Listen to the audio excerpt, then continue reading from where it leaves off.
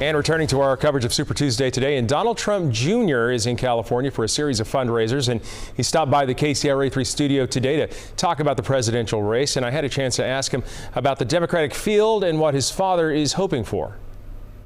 Let's talk a little bit about this, what is coming to be a Bernie Sanders, Joe Biden showdown. Talk about what the president wants in the way of an opponent coming in the fall. I mean, it would seem to be he would much rather face Bernie Sanders. Well, I don't know that that's accurate. I mean, when you look at Joe, I mean, he's been sort of shielded in a candidacy of, one of 17 Democrats running, yet 50% of the time he can't remember what state he's in. He doesn't remember what office he's appointing people to the United States Senate, as you saw. I'm not sure that we don't want to run against that. I think when regular Americans see that, I don't know that they necessarily want that in the White House. Now, you can make the argument, obviously, you probably also don't want a socialist in the White House, but this is what we have in the Democrat field.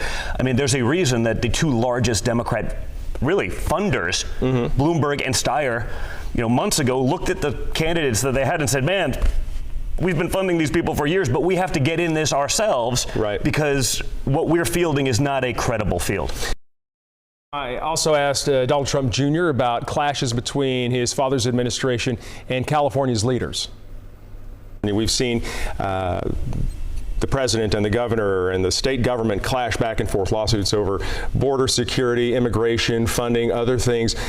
What is your father's impression of California, and what's his vision for it? Listen, I think he does think it's a great state. I mean, you have incredible natural resources, you have incredible coastlines. I mean, it's sort of the ultimate, but I think it's just been grossly mismanaged, and that's been a case that's been going on for decades. I think if with what you have here, you could do so much more than having sort of the California flight, where everyone's running to Texas, where everyone's running to other states, where they're going to Colorado. They're leaving because of asinine policies that have made it impossible for them to start a business, that have made it much more difficult for them to raise a family in safety.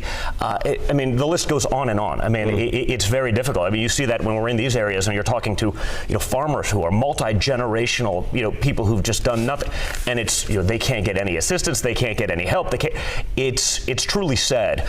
And again, I think there is a point where you hit rock bottom, and I think when I look at some of the cities and when I spend time in places like San Francisco, I look around and say, hey man, by any reasonable metric, we're getting pretty close.